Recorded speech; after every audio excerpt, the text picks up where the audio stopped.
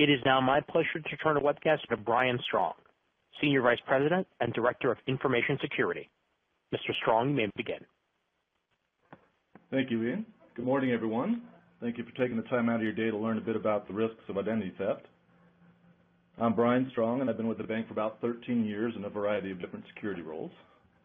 Today we're going to cover three main areas.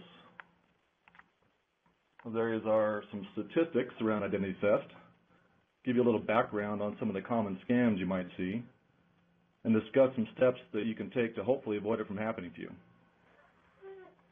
I'll first walk through the presentation, and then we'll take all the questions you have at the end.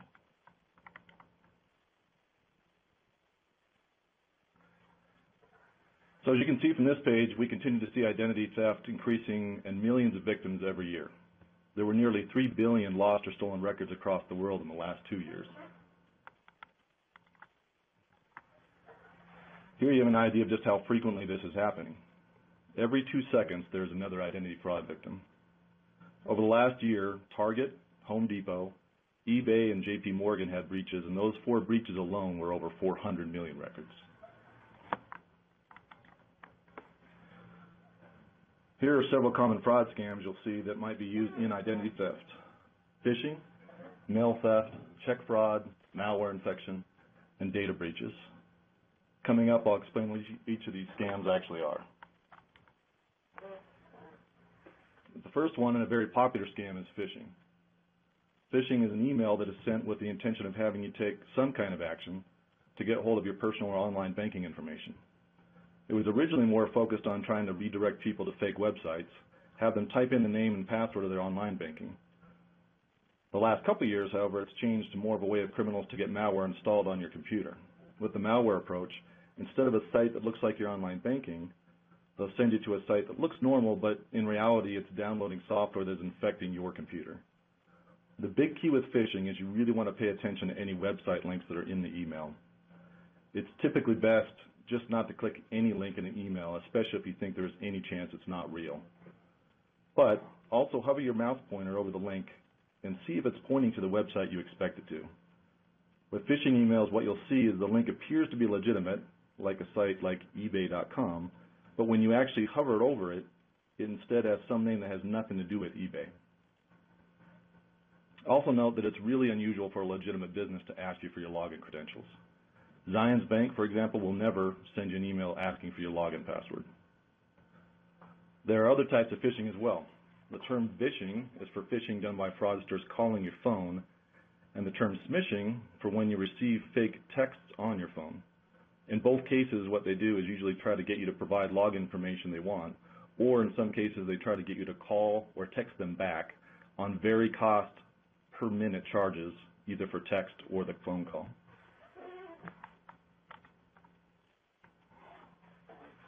Mail theft is where criminals will actually steal mail from your mailbox. They'll use the information to make fraudulent purchases with checks and bogus credit cards. They will also use this information to create false identification documents to help in cashing their fake checks.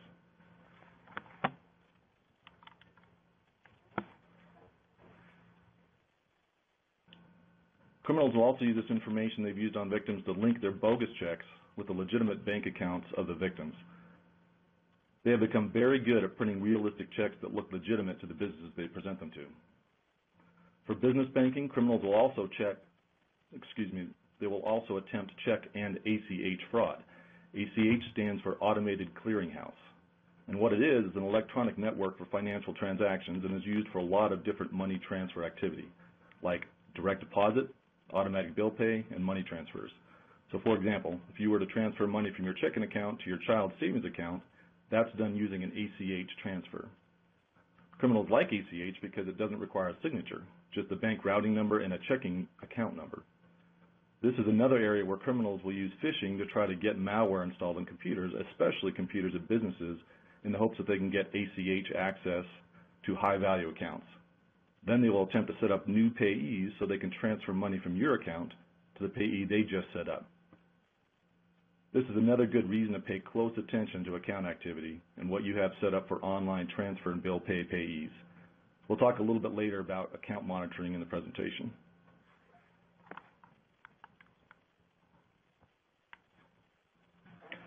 Malware. Malware is not only involved with infecting home computers, but is usually involved in well-publicized data breaches you read about, such as Target and Home Depot.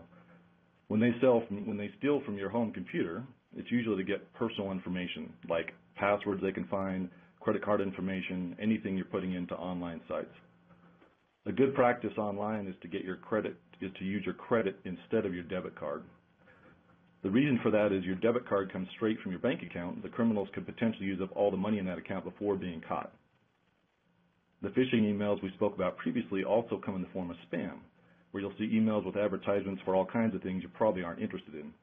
These emails a lot of times will have an unsubscribe link somewhere in the bottom, and if you click on it, usually it'll actually lead you to a malware infection site like we just spoke about, instead of actually unsubscribing you from that list. The last point here is to use different passwords for the sites where money or especially sensitive information is involved, like Amazon or online banking or medical information. The other suggestion here is to change the password regularly every 30 to 60 days. The reason for both these suggestions is that if malware does capture your password and you're using the same password everywhere and never change it, the criminals now have the password to log into all your secure sites. One other suggestion not listed here, but it is becoming more popular with a lot of sites, is to take advantage of what is called two-factor authentication. This just means that something is used more than just your password. For example, at Zions Bank, we currently use what are called knowledge-based questions.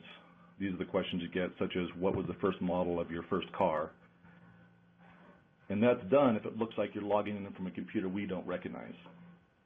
If a site actually offers you a second form of authentication, like texting a code to your phone, I recommend using it. Having this extra authentication makes it harder for criminals to log in if all they have is your password. As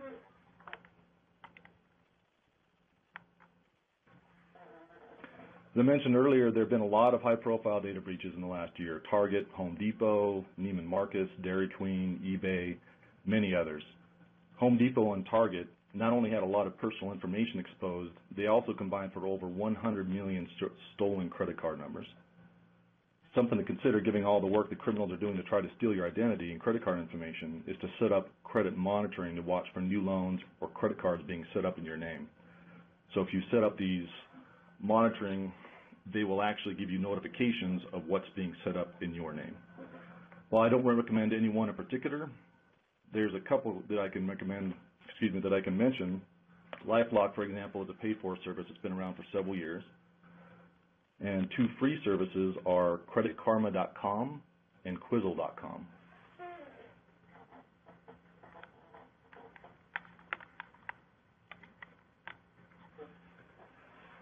So here we see a summary of a number of steps as good practices to help protect against identity theft.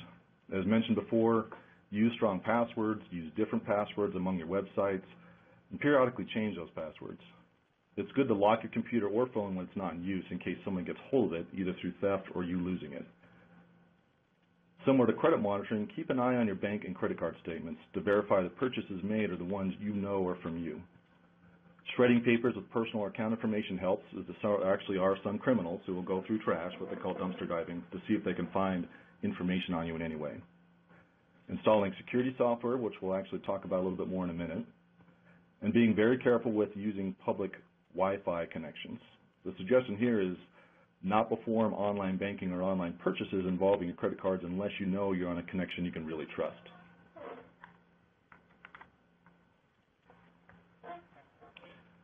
As mentioned before, that the value of having different passwords for your online applications, so here are a couple good options of programs that you can actually use to manage those different passwords.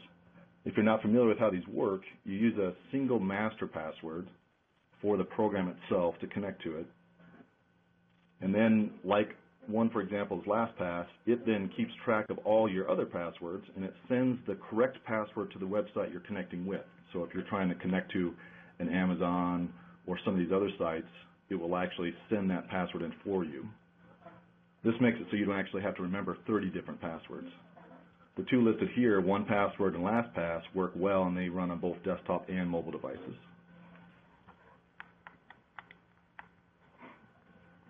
Here's some options we recommend to have you for monitoring your online accounts at Zions Bank. E-statements and fraud alerts are available for both personal and business banking accounts. And they're an excellent way to track your account activity. With fraud alerts, you can actually quickly decide if a card purchase is genuine or not. And the way that you do that is you actually send a message asking you if a purchase that's in question is legitimate. If you say yes, it goes through. If you say no, it does not. For business banking, we recommend both dual authorization and positive pay as ways to help ensure that checks and other transactions are strongly authorized. This really helps with some of the more advanced malware that tries to take over your online banking session and submit bogus transactions. It also helps address that ACH money transfer and bill pay fraud we discussed earlier in the presentation.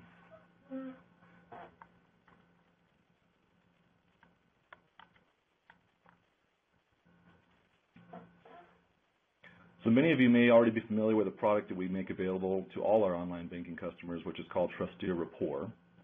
What the software does is it helps protect your online banking sessions from actually being intruded by malware. It also notifies us if it appears that there is banking malware on your computer. So if you have Rapport installed and you're on an online session, if it sees what it thinks is malware on there, it will actually notify us and our fraud folks that that's the case, so that we can understand that. We strongly encourage everyone to install Rapport Agent on any computers used for online banking. And we continue to feel that Rapport is one of the best things you can do to help secure your online banking experience. So this actually concludes the presentation. Now I'll take some time to answer some of the questions you've submitted.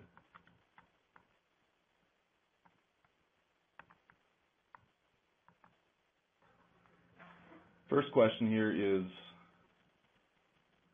I have recently clicked unsubscribe on several spam emails as I realized I was getting more than I want. Now what do I do? So in this case, as we mentioned, we talked a little bit about security software. We didn't talk about some of the other things you can do with security software, such as popular products like McAfee, Symantec, some of these. In that case, if you've done this quite a bit with the unsubscribe, you can run the different software that maybe you already have at home, such as a McAfee or Symantec. They may stop those. Some of the more advanced malware today, though, is really tough to detect, even with some of these packages. In that case, to be safe, and this is a little extreme, but you may want to have the local PC company that you know of actually they can take more advanced tools than you'll have at home and go through that. It's really difficult unless you either reformat your system or have an expert go through that to know if it's been infected by something like this unsubscribe link. The next question is, could you repeat and spell those credit monitoring sites? So there were two of them, creditkarma.com and quizzle.com. Credit Karma is credit, C-R-E-D-I-T, Karma with a K, K-A-R-M-A.com. The other is Quizzle, that is Q-U-I-Z-Z-L-E.com. And so just going back, a second follow-up question to the unsubscribe is that why shouldn't we click on these unsubscribe links? What other option do I have? So you may get a lot of spam email. I know it can be pretty frustrating. There's a few things you can do. Depends on the mail service. A lot of times they'll actually do a pretty good job of getting those spam emails out. A lot of either mail services or mail clients that may have options that if you right-click on the mail that you can actually qualify that as junk. So if that same sender sends again, it'll go to your junk email. There may be different ways in your mail client you'd want to maybe look through that client or talk to the people that host your email and ask them what they do about spam. But the reason, again, for not clicking on that is that if you do, instead of actually unsubscribing you from that list like you would hope, it's more than likely redirecting you in a way that you never see. So that's the tricky thing about these phishing and spam emails that have malicious links, is that you may not even know that you're getting sent to a site. It won't bring up a new site to you. You'll simply have malware that gets installed onto your computer without you knowing. Another question is, how do I protect my contact list from being harvested? It's really all the things we talked about before to hopefully prevent malware from getting onto your system. If malware does get onto your system, that's where it gets tough. And because that's one of its purposes. It will actually go out and look for everything it can, such as contact list, and try to take that. The next question is, how does rapport affect your computer, how your computer performs? Slowing down processing, limit sites you can access. So it doesn't act like a McAfee or Symantec antivirus program. What it does is it's very specific to the sites that actually have rapport with a partnership like Zions Bank, for example. We have not heard of any performance issues that come with that. It's actually been a very good, very stable program that, as far as I know, I've not heard people having any complaints about the performance that comes with it. It doesn't limit the sites that you can get to. It's just protecting the session that you're actually in, for example, in your Zions Bank session, to help make sure that, so a couple of examples. If I'm logging into zionsbank.com and I actually have rapport, even if I have malware, it'll help protect that from having passwords captured or that malware actually interrupting my online session or try to break into it. It'll also, again, notify us that it sees that malware so that we can reach out to you. Next question is, can rapport work on mobile devices? We don't currently have rapport on mobile devices. That is something, though, that the vendor is working with us on. The next question is, how do you recommend structuring a strong password? My personal take on passwords, you'll hear a lot of recommendation around complex passwords that have upper and lower case and different symbols, numbers, and some passwords, actually some sites will require that you use those kinds of combinations. If they require it, then my best advice there is simply to do something that is complex but is fairly easy to type, not necessarily remember. I know that can be tough, but something that's not really tough to type and takes you 3 minutes to get it in. What I recommend where you can do is simply to use more of what we call a passphrase, and that's something that might be longer password, very easy to type, but a phrase that you may know where you're still using a combination of lower and uppercase characters, but you might say that something on the lines of a favorite quote from a book or something that's going to be very difficult for malware password guessing to actually guess. That's because that's the other reason for the password complexity, is that some malware will try to simply brute force its way in and guess all the passwords it can. The next question is there a way to place a block or freeze on a Social Security number? For example, if your kids or someone steals that Social Security number. This is where, in some cases, that may be true. Something like LifeLock, where they'll actually be, it's a pay-for service, and I know that there are others. They've just been around a while. They both monitor, but they can also be proactive in helping get things in place to help prevent the use of some of this information. I don't know all the details, so you'd really want to look into those services. Could you repeat, the next question is, could you repeat the name of the password manager, and are these truly safe? So, very good question there. The names that are listed here are 1Password. There's also LastPass. Those are probably 2 of 3 or 4 at least that are out there now that are pretty popular. The question about it being safe is they have proven to be so far, so that one of the things that they make more challenging for the malware is you have to use the single password to get into them. The malware may in fact grab that if it's on your system. However, it still has to know how to get into that password manager. So that's just another level of complexity that makes it tough on the malware. It's not to say there isn't malware out there that may be trying to do that, but at least it makes it that much more difficult for the malware. And from my reading, LastPass, for example, it's been out there for a while, it tends to be pretty secure about the storage of those passwords. I can't say that it's not foolproof, but it does help.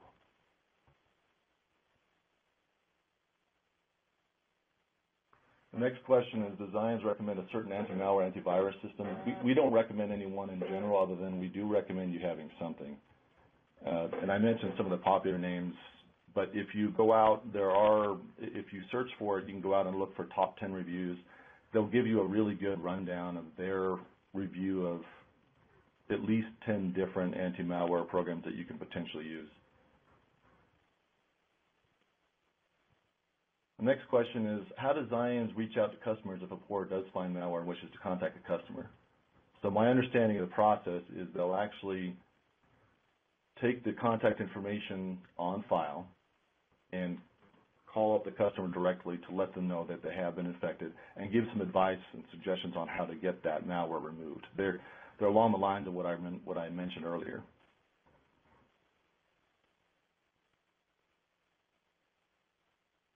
Next question is, do I need to install anti-malware on my Apple iPhone, or can I rely on Apple to keep my phone malware free? That's an excellent question. We're starting to see more anti-malware software come out for the mobile devices. Some of these same vendors I had mentioned early on for the desktops, they're starting to do more with the mobile devices. If you read the statistics, Apple is still a more generally secure platform than Google, just because they have a process that anybody that goes to put an application in the Apple iTunes store has to go through this vetting process, and the hope is that vetting process will find if there is some kind of malware. It's not foolproof, but it definitely does help. In fact, I would say that generally speaking, apples to apples, a desktop compared to an Apple device, you're less likely to get infected on that Apple device. That said, I would keep my eye on the software that is coming out for protecting those devices, because we're starting to see more and more focus from criminals on these mobile devices because there's more and more online banking on them.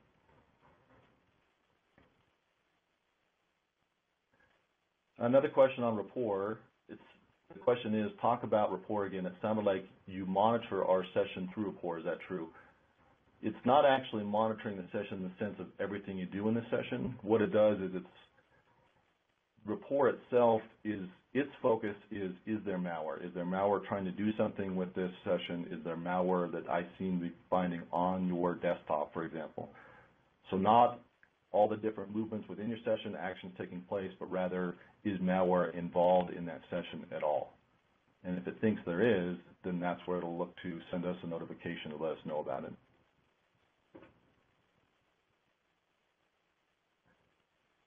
Another question here is, I have a wireless printer.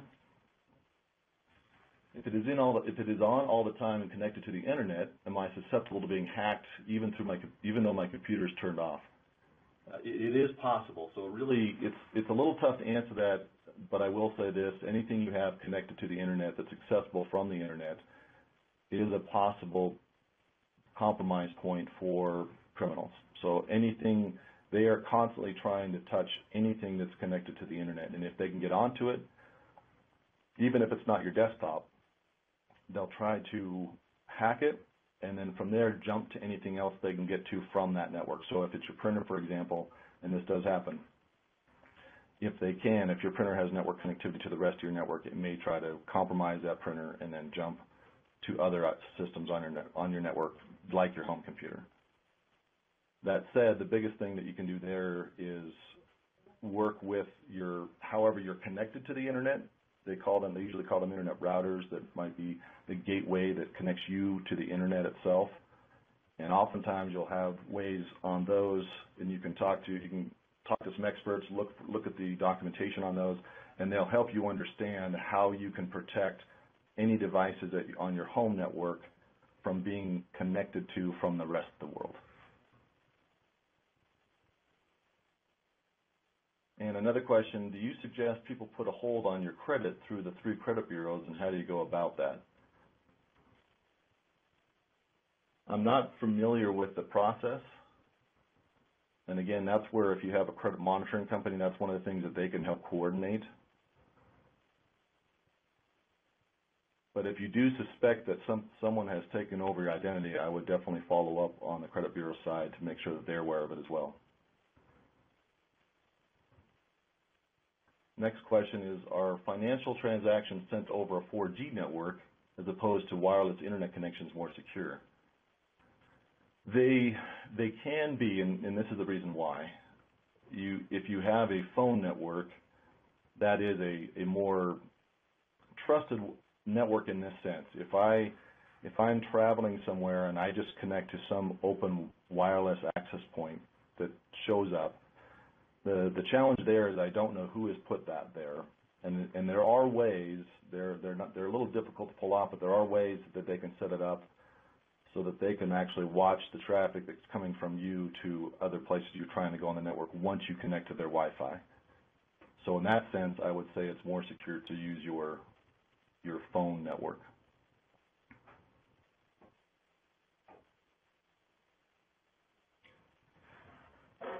So this looks like it includes the different questions that we had today. I really hope you found some information you can use to help protect your own identity.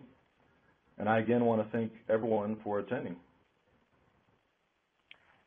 Thank you for joining us today. We hope you found this webcast presentation informative. An archive of this presentation will be available 72 hours after this broadcast. This concludes our webcast. You may now disconnect. Have a good day.